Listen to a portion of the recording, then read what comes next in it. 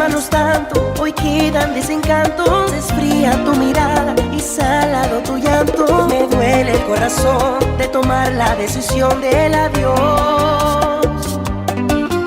Me acusas de culpable, que yo quise engañarte, que todos los problemas fue por mi mal carácter. Pero solo Dios sabe que tengo la razón de todo lo que pasó. Y aquí estoy rompiendo un contrato de lo que fue amor que firmamos tú y yo. Ya se acabó el amor. Y aquí estoy rompiendo un contrato de lo que fue amor que firmamos tú y yo. Ya se acabó el amor.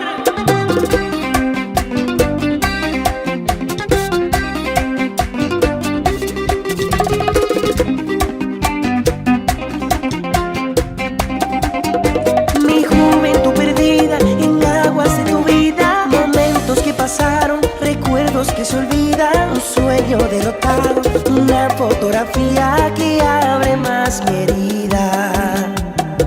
Solo deseo que seas feliz, y aunque no quieras siempre vivirás en mí, ya que no queda nada de lo que sentí por ti. Y aquí estoy rompiendo un contrato de lo que fue amor que firmamos tú y yo.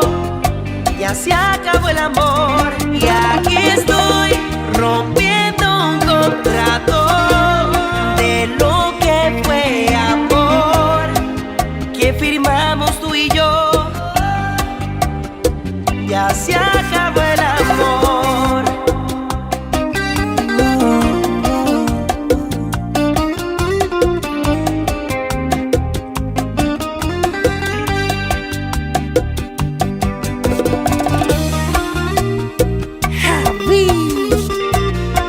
Mi amor, Zuna.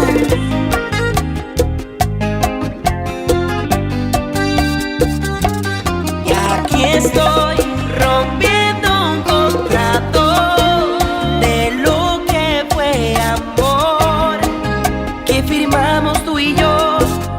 Ya se acabó el amor. Y aquí estoy rompiendo un contrato de lo que fue amor que firmamos tú y yo.